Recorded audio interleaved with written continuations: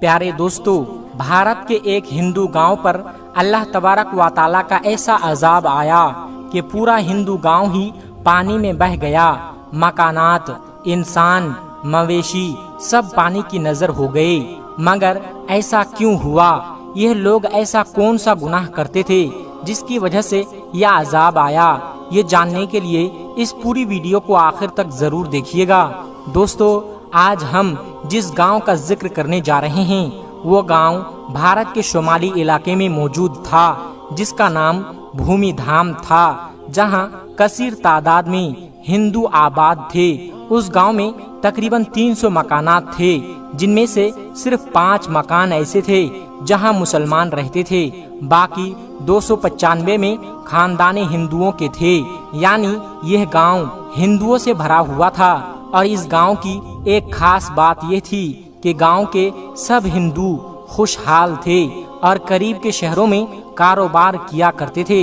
अगर किसी हिंदू को माली मुश्किलात का सामना होता तो दूसरे हिंदू उसकी माली मदद करते, ताकि उस गांव का हर हिंदू खुशहाल रह सके। उसके विपरीत दूसरी जानिब 5 मुसलमान खानदान भी थे जो मुफलिसी और गुर्बत की जिंदगी गुजार रहे थे। हिंदू उन्हें जिनसी ख्वाहिशात का निशाना भी बना रहे थे और उन पर झूठे इल्जाम भी लगाते रहते थे। भूमि धाम नामी इस हिंदू गांव में एक छोटी सी मस्जिद भी थी, जिसमें अक्सर ताला लगा हुआ रहता था। कभी कभार कोई मुसलमान हिम्मत करके उस मस्जिद में जाता और नमाज अदा करता।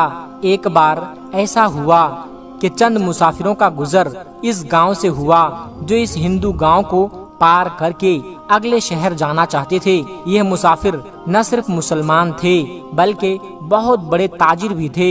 यह हर रोज अपना माल दूसरे शहरों में बेचने जाया करते थे। जिस रोज यह मुसाफिर भूमि धाम नामी इस गांव में पहुंचे तो वह दिन जुमा का दिन था और नमाज का वक्त हो चुका था। वहां के मकामी हिंदुओं ने जब ताजिरों को बड़ी शान से मस्जिद की जानिब जाते हुए देखा तो चौराहे पर इकट्ठे हो गए। मुसाफिर ताजिरों ने जब मस्जिद के दरवाजे पर ताला लगा हुआ देखा तो बड़े हैरान हुए। खैर, उन्होंने मस्जिद के करीब पहुंचकर एक मुसलमान शख्स के घर से चाबी ली और मस्जिद में दाखिल हो गए। और उनमें से एक ने बाआवाज़ बुलंद अजान दी ताकि आसपास के मुसलमान भी नमाज अदा कर सके। दोस्तों, जब मकामी मुसलमान मस्जिद में आ गए तो मुसाफिर ताजिरों में से एक शख्स ने सूरत हाल भांपते हुए तकरीर शुरू कर दी। गांव के हिंदू मस्जिद के बाहर खड़े तकरीर सुन रहे थे। यही वजह थी कि तकरीर करने वाले ने हिंदुओं को अल्लाह तबारक व ताला के अजाब से डराया और हजरत लूत अलैहिस्सलाम के कौम का हाल बयान किया कि कैसे वो हम जिन्स परस्ती में मुब्तला हुए और अल्लाह तबारक व ताला ने उन पर अजाब नाजिल कर दिया। जबकि तकरीर करने वाले शख्स ने मुसलमानों पर जुल्म ढाने वालों को बदतरीन अंजाम से भी आगाह कर दिया। उसके बाद जुमा की नमाज अदा की गई और ताजिर अपनी मंजिल की तरफ रवाना हो गए। दूसरे जानिब गांव के हिंदू जिन्होंने ये तकरीर सुनी थी, बजाय उसके कि वो मुसलमानों से अच्छा सलूक करते, उनमें ऐसी खराबी पैदा हो गई जिसका किसी ने तस्वुर भी नहीं किया था। भूमि धाम नामी इस गांव के तमाम हिंदू हम जिन्स परस्ती में मुब्तला हो गए। गांव के पंडित ने मुसलमान ताजिर की तकरीर सुनी तो उसने यह कहना शुरू कर दिया कि मुसलमान झूठ बोलते हैं। मर्द का मर्द से जिनसी लुत्फ हासिल करना या औरत का औरत से जिनसी लुत्फ हासिल करना कोई बुराई नहीं है। साथ ही साथ पंडित ने गांव के हिंदुओं को भी ये दावत दी। तमाम हिंदू भी इस घिनौने फेल को अपनाने लगे। अगर मुसलमान सच्चे हैं तो हम भी देखते हैं कि कैसे हम पर अजाब आता है। उसके बाद पूरा हिंदू गांव पंडित की कही बात पर अमल करने लगा। भूमि धाम गांव में रहने वाले हिंदू अपनी जिनसी ख्वाहिशात मर्दों से पूरी करने लगे और हिंदू औरतें भी लज्जत के लिए दूसरी औरतों का इस्तेमाल करने लगी। गांव में रहने वाले मुसलमानों ने जब ये देखा तो उन्हें समझाने लगे कि तुम ऐसा करके तुम अल्लाह के अजाब को दावत दे रहे हो। मगर वो कहाँ मानने वाले थे। जब उनकी जिनसी जराइम हद से बढ़ गए तो 5 मुस्लिम घरानों ने उस गांव को छोड़ने का फैसला कर लिया। जिस दिन मुसलमानों ने गांव छोड़ा उससे अगली रात अल्लाह का कहर नाजिल हुआ और पूरा गांव सैलाब की लपेट में आ गया اور تمام ہندو اپنے مکانات اور مویشی سمیت پانی میں بہہ گئے، کیونکہ استغفر اللہ انہوں نے اللہ کے قہر کو دعوت دی تھی۔ دوستو، جب حضرت لوط علیہ السلام کی قوم نے بھی ایسی ہی نافرمانی کی تو ان پر بھی سخت عذاب آیا۔ حضرت جابر بن عبداللہ رضی اللہ تعالی عنہ سے روایت ہے کہ پیارے نبی حضرت محمد صلی اللہ علیہ وسلم نے ارشاد فرمایا، سب سے زیادہ اندیشہ مجھے اپنی امت پر قوم لوط کا فعل کا ہے۔ حضرت عبداللہ بن عباس رضی اللہ تعالی عنہ سے روایت ہے کہ نبی کریم صلی اللہ علیہ وسلم نے ارشاد فرمایا، ملعون ہے وہ شخص جس نے قوم لوط کا فعل کیا۔ حضرت عبداللہ بن عباس رضی اللہ تعالی عنہ سے روایت ہے کہ نبی کریم صلی اللہ علیہ وسلم نے فرمایا، اللہ رب العالمین نگاہ نہ فرمائے گا اس شخص کی طرف جس نے مرد یا عورت سے اگلام کیا۔ جب قوم لوط نے بدفعلی کی اور اس پر اڑے رہے تو رب العالمین نے ان کو عذاب سے ہلاک کر دیا۔ قوم لوط کا قصہ تفصیل کے ساتھ کتابوں میں تفصیل سے مل سکتا ہے۔ مختصر یہ ہے کہ قوم لوط کی بستیاں نہایت زرخیز اور پھلوں اور کھیتیوں سے بھرپور تھے۔ جب ان کے اندر بدفعلی بڑھ گئی تو اللہ تبارک و تعالی نے حضرت ابراہیم علیہ السلام کے بھتیجے حضرت لوط علیہ السلام کو اس قوم کی طرف نبی بنا کر بھیجا، تو انہوں نے قوم کو اس برے فعل سے روکنے کی کوشش کی اور اللہ تبارک و تعالی کا تعارف بھی کروایا، مگر اس قوم کی سرکشی اتنی بڑھ گئی اور وہ کہنے لگے کہ اگر سچے ہو تو تم ہم پر اللہ کا عذاب لے آؤ۔ اس وقت حضرت لوط علیہ السلام نے دعا کی کہ اے میرے پروردگار، فساد کرنے والے اس قوم پر میری مدد فرما۔ اللہ تبارک و تعالی نے دعا قبول کی اور قوم پر 3 عذاب مسلط کر دیے۔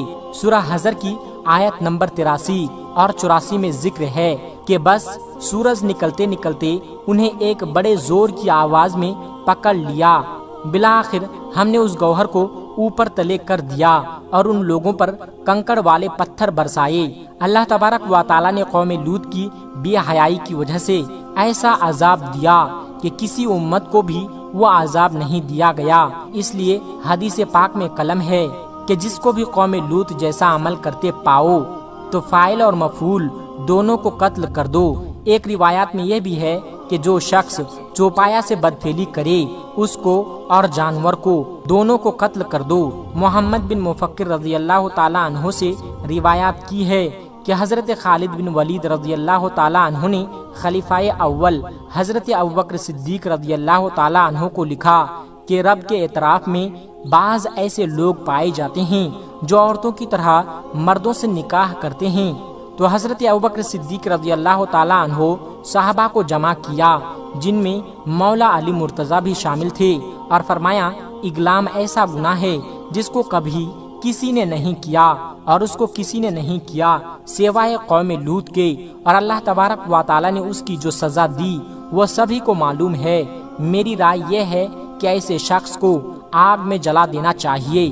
چنانچہ حضرت ابوبکر صدیق رضی اللہ تعالی عنہ نے حضرت خالد بن ولید رضی اللہ تعالی عنہ کو لکھا کہ ان کو آگ میں جلا دو، تو حضرت خالد بن ولید نے ان سب لوگوں کو آگ میں جلا دیا۔ اور امام اعظم حضرت ابو حنیفہ رحمۃ اللہ علیہ کے نزدیک بھی ایسے فعل کرنے والوں کو آگ میں جلا دیا جائے گا یا ان پر دیوار گرا دیں یا ایسا ہی کوئی اور سزا جو حاکم، بادشاہ یا جج تجویز کرے۔ لہٰذا ایسے عمل سے جس قدر ہوں سختی سے بچنا چاہیے، کیونکہ یہ عمل اللہ کی ناراضگی کا سبب بنتا ہے۔ پیارے دوستو، ایک مسلم شخص کو غیر مسلموں نے جہاز سے سمندر میں پھینک دیا۔ اس کے بعد اس کے ساتھ کیا معجزہ ہوا جس کو سن کر آپ بھی حیران اور پریشان ہو جائیں گے۔ اس لیے آپ اس ویڈیو کو آخر تک ضرور دیکھیے گا اور اس ویڈیو کو لائک کر کے ہمارے چینل کو بھی سبسکرائب ضرور کر لیجئے گا۔ تو چلیے دوستو شروع کرتے ہیں۔ دوستو، ایک سمندری جہاز جس پر کافی بوجھ تھا، تجارت کا سامان اور تاجر اس جہاز کے اوپر سوار تھے۔ اب سفر کے دوران بیچ سمندر میں طوفان کی وجہ سے جہاز ہچکولے کھانے لگا اور بالکل ڈوبنے کے قریب ہو گیا۔ تو جہاز کے کپتان نے ایک تجویز سب کے سامنے پیش کی کہ دیکھیے، جہاز کے اوپر بوجھ بہت زیادہ ہو گیا ہے، اب ہم سب کو زندہ رہنا ہے تو آپ لوگوں کا کچھ سامان سمندر میں پھینک دیا جائے گا تو جہاز تھوڑا ہلکا ہو جائے گا اور ہم آسانی کے ساتھ کنارے لگ جائیں گے، کیونکہ ہماری جانیں زیادہ قیمتی ہیں۔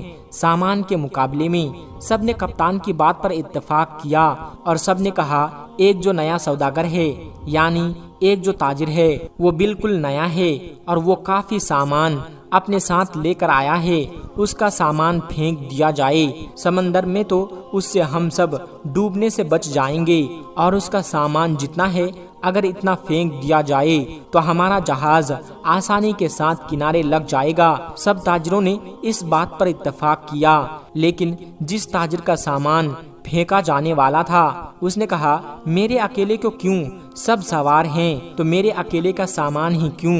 سب تاجروں کا تھوڑا تھوڑا سامان سمندر میں پھینک دیا جائے، اس سے نقصان بھی سب پر تقسیم ہو جائے گا اور سب کی جانیں بھی بچ جائے گی۔ لیکن سب تاجروں نے اس نئے سوداگر یعنی نئے تاجر کے خلاف بغاوت کر دی اور اس سے لڑائی جھگڑا شروع کر دیا، اور جھگڑا اتنا بڑھ گیا کہ سب تاجروں نے مل کر اس نئے تاجر یعنی اس نئے سوداگر کو اس کے سامان کے ساتھ اٹھا کر سمندر میں پھینک دیا اور اپنا سفر جاری رکھا۔ تاجر کو تو سمندر میں پھینک دیا گیا، وہ تاجر بہت دیر تک لہروں سے لڑتا رہا، آخر کار تھک ہار کر وہ بے ہوش ہو گیا۔ لیکن کچھ دیر کے بعد جب وہ ہوش میں آیا تو اسے معلوم ہوا کہ سمندر کے لہروں نے اسے کسی ویران اور نامعلوم جزیرے پر لا کر کنارے کر دیا ہے۔ وہاں آدم نہ آدم زاد نہ دور دور تک کوئی ٹھکانہ تھا، بس چھوٹا سا جنگل اور پانی ہی پانی۔ سوداگر بڑی مشکل سے اٹھا، سانس لی، یہاں تک کہ وہ چل بھی نہیں پا رہا تھا۔ وہ گھٹنے کے بل گر گیا اور کہا یا اللہ، اس مشکل صورتحال میں میری جان کو بچا لے، میری مدد فرما۔ کئی دن وہاں پر تاجر کے گزر گئے اور اس دوران تاجر نے درخت کے پھل کھائے، خرگوش کا شکار کر کے اس سے اپنا گزارا کیا۔ اس کو کہیں میٹھی ندی کا پانی مل گیا، وہ وہاں سے پانی پیتا۔ رات کی سردی اور دن کی گرمی سے بچنے کے لیے سوداگر نے جنگل سے لکڑیاں کاٹ کر ایک چھوٹی سی جھونپڑی بنائی تاکہ ٹھنڈی اور گرمی سے اپنے آپ کو بچایا جا سکے۔ ایک دن ہوا یوں، جیسے کہتے ہیں نا غریبی میں آٹا گیلا۔ اب ایک دن وہ تاجر اپنے لیے کھانا بنا رہا تھا، آگ جلا کر۔ اب وہ آگ چولہے کی آگ تھی، اس کی جھونپڑی میں لگ گئی اور جھونپڑی لکڑی کی تھی اور جلنے لگی۔ بچانے کی بہت کوشش کی، لیکن تھوڑی ہی دیر میں پوری جھونپڑی جل کر خاک ہو گئی۔ اب سوداگر بالکل زمین پر بیٹھ گیا اور آسمان کی طرف دیکھ کر کہنے لگا، چیخنے لگا، یا اللہ، کیوں میرے ساتھ ہی کیوں؟ آخر میرے ساتھ ہی ایسا کیوں ہو رہا ہے؟ ساری مصیبتیں، ساری آزمائشیں میرے ساتھ ہی کیوں؟ اکثر ہم لوگ بھی شکایت کرتے ہیں نا کہ میرے ساتھ ہی کیوں، یہ آزمائش میرے ساتھ ہی کیوں، یہ مصیبت مجھ پر ہی کیوں؟ ایسے ہی اس تاجر نے بھی کہا، یا اللہ، ایک تو مجھے غلط طریقے سے سمندر میں پھینک دیا گیا، اب یہ چھوٹی سی جھونپڑی میں نے بنائی تھی، یا اللہ تو نے اس کو بھی جلا کر راکھ کر دیا۔ یا اللہ، اب کچھ بھی میرے پاس نہیں بچا ہے، میں اس جگہ پر اجنبی ہوں، تنہا ہوں۔ یا اللہ، یہ آفتیں مجھ پر ہی کیوں آ رہی ہے؟ ایسی بہت ساری شکایتیں اس سوداگر نے اللہ تبارک و تعالیٰ کی بارگاہ میں کی اور غم کے مارے وہ بھوکا ہی سو گیا۔ لیکن صبح ایک حیرت انگیز واقعہ اس کا انتظار کر رہا تھا۔ جب وہ صبح اٹھا تو اس نے دیکھا کہ اس کے جزیرے کے قریب ایک جہاز نظر آیا۔ کچھ لوگوں کو اس نے دیکھا جو اسے لینے کے لیے آئے تھے، اس کی مدد کرنے کے لیے آئے تھے۔ انہیں دیکھ کر وہ بڑا حیران ہوا، لیکن اس سے زیادہ وہ خوش تھا، کیونکہ اس کے لیے تو زندگی آ گئی تھی، اس کی جان جیسے بچ گئی تھی۔ وہ جلدی سے اس جہاز پر سوار ہوا۔ خوشی کی شدت سے اس سوداگر کو یقین نہیں آ رہا تھا کہ وہ چل رہا تھا اور جہاز والے اسے بچانے کے لیے آئے تھے۔ اس انجان جگہ پر تو کوئی یقین نہیں کر پا رہا تھا کہ آخر میرے پاس یہ لوگ کیسے آ گئے، ان کو میرے یہاں ہونے کا پتہ کیسے چلا، انہیں کس نے یہ باتیں بتا دی۔ سوداگر نے ان جہاز والوں سے پوچھا، بھائیو، ایک بات مجھے بتاؤ، تمہیں کیسے پتہ چلا تم نے مجھے کیسے ڈھونڈا؟ آخر میرا ٹھکانہ تمہیں کیسے مل گیا؟ یہ تو بالکل انجان اور اجنبی جگہ ہے۔ اس سوداگر کے ان تمام سوالوں کو سن کر جہاز والوں نے جواب دیا، ہم نے یہاں پر دھواں اٹھتا ہوا دیکھا تھا تو ہمیں ایسا لگا کہ کوئی شخص ہمیں اپنی مدد کے لیے پکار رہا ہے، کیونکہ سمندر میں جب کوئی مصیبت میں پھنستا ہے تو اس طرح سے اشارے دیتا ہے، اور ہمیں ایسا لگا کہ کسی نے یہاں پر آگ جلائی ہے اور دھوئیں کے ذریعے وہ ہمیں مدد کے لیے پکار رہا ہے۔ ہم تم کو دیکھنے کے لیے یہاں پر آئے، تمہاری مدد کے لیے ہم یہاں پر آ گئے۔ یہ سن کر تاجر بڑا خوش ہوا، اللہ کا شکر ادا کرنے لگا اور اس نے اپنی کہانی سنائی۔ بلکہ ان لوگوں نے پوچھا تمہارے ساتھ کیا ہوا؟ تو اس نے بتایا کہ کس طرح سے ناجائز طریقے سے سوداگروں نے اسے اٹھا کر جہاز سے باہر پھینک دیا، سمندر میں اس کا سامان بھی پھینک دیا گیا۔ وہ لوگ جو کہ جان بچانے کے لیے آئے تھے انہوں نے کہا، اچھا تم اس جہاز کے بارے میں ہمیں بتا رہے ہو تو میں آپ کو بتا دوں، وہ جہاز اپنی منزل تک نہیں پہنچا بلکہ سمندر کے لٹیروں نے اس جہاز پر حملہ کر دیا، پورا سامان لوٹ لیا، اس ساری تاجروں کو قتل کر دیا، صرف تم اکیلے بچ گئے، پتہ نہیں تم کیسے بچ گئے، اللہ نے تمہیں بچا لیا۔ سوداگر یہ سنتے ہی زار و قطار رونے لگا، سجدے کی حالت میں گر گیا اور کہنے لگا، یا اللہ تیرے کام اور تیرے فیصلے سب سے بہتر ہوتے ہیں، تو جو بھی کرتا ہے اپنے بندوں کے لیے بہتر ہی کرتا ہے، بس ہم ہی بے صبرے ہو جاتے ہیں اور ہمارے اندر صبر ہی نہیں ہوتا، ورنہ بعد میں تو پتہ چل ہی جاتا ہے۔ اللہ تیرا جو فیصلہ تھا وہ بالکل صحیح تھا۔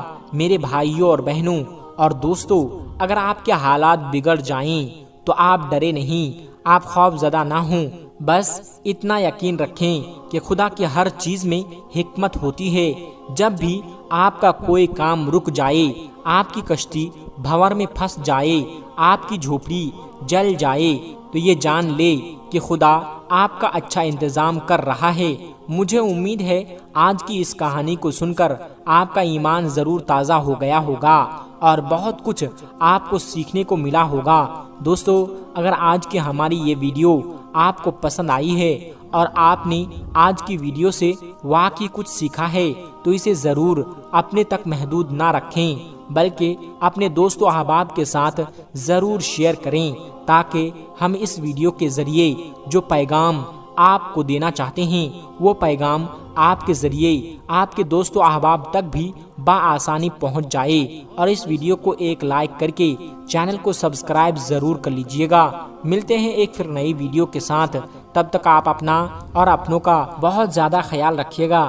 السلام علیکم ورحمۃ اللہ وبرکاتہ۔